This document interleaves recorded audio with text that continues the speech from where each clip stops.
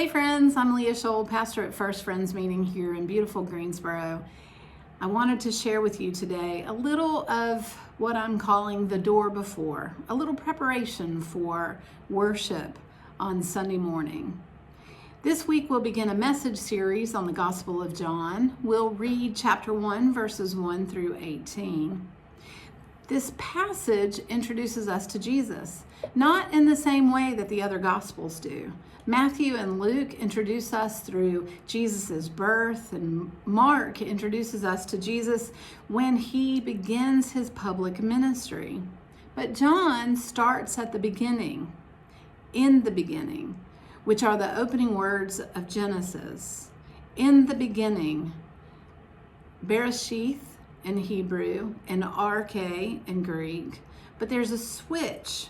Instead of in the beginning God created, where it says Bereshith bara Elohim, it says in the beginning in hos logos was the word.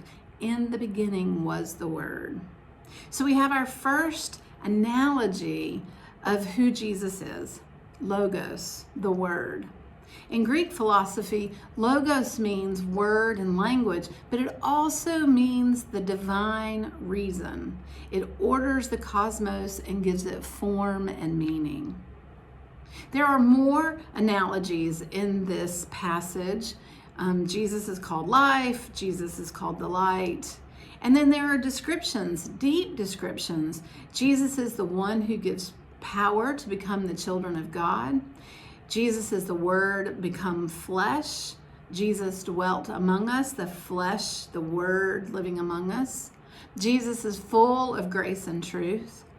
Jesus is the one who makes God known.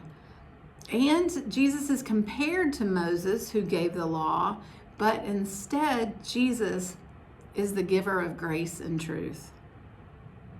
Now, last Sunday in our wondering after the Faith and Play story, we considered whether there are different names for the light.